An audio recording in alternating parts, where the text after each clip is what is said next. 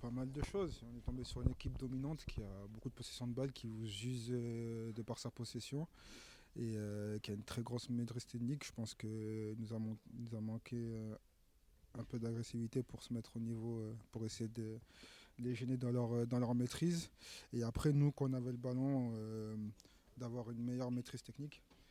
Par moment, on a réussi à sortir et puis après, on n'a pas eu assez d'armes pour être incisif et leur faire mal. Depuis les tribunes, des fois on se dit peut-être qu'ils n'osent pas non plus aller de l'avant. On repasse derrière, ça ronronne, mais ouais, on n'ose peut-être pas forcément aller de l'avant. Est-ce que tu partages ou pas? C'est pas qu'on n'ose pas, c'est qu'on met beaucoup d'énergie déjà à la récupérer, qu'on veut garder quand même un temps de possession pour essayer de ne pas la rendre trop vite, et que des fois, il y aurait que tenter, des fois, ça passe, mais on perd vite aussi le ballon, et puis on doit repartir sur une possession qui est lente. Donc, par moment, quand on essaie de récupérer la balle, justement, on s'attelle à la garder pour et à la fois récupérer, à la fois les faire courir, et puis après essayer de passer en attaque placée. Est-ce qu'il aurait fallu jouer toutes les attaques à la récupération, toutes les transitions? Je suis pas sûr, on n'aurait pas eu la capacité de jouer toutes les transitions, peut-être quelques-unes de plus, c'est vrai. Est-ce que les gros scores aussi vous ont impacté et fait que vous n'avez pas envie de perdre le ballon et de vous exposer trop rapidement? Non, pas forcément perdre de ballon. Après, c'est sûr qu'on n'a pas envie de reprendre d'autres scores aussi. Donc voilà, on sait qu'en étant dans le bloc, en étant costaud, on arrive à déranger certaines équipes. Après, comme j'ai dit, celle-là, elle est très très forte dans la maîtrise. Je pense que d'aller les chercher, ça aurait été un peu plus facile pour eux aussi. Ils auraient été capables de sortir de la densité et puis après d'envoyer des flèches devant. Donc on a essayé de leur donner le moins de profondeur possible.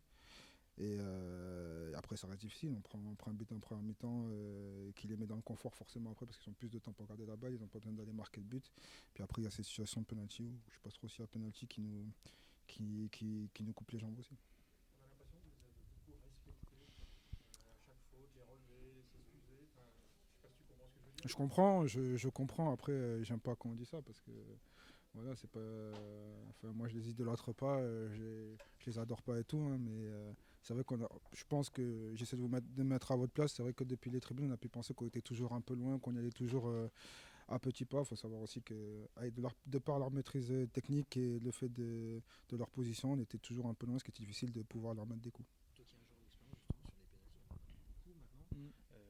Voilà, quelle marge de manœuvre, enfin, comment vous échangez avec les arbitres pour essayer ne serait-ce pousser pour qu'ils aillent voir la vidéo, parce que là, celui-là, il n'était pas, effectivement. Ah, déjà, vous avez répondu à la question, il n'y est pas. Donc, déjà qu'on nous en siffle beaucoup, maintenant, si on commence à siffler qu'il n'y en a pas, c'est compliqué.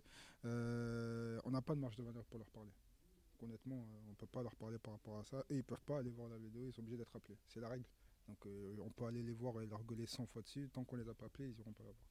Donc à part si vous avez un micro pour moi pour appeler directement le camion, je peux rien faire. Tout simplement.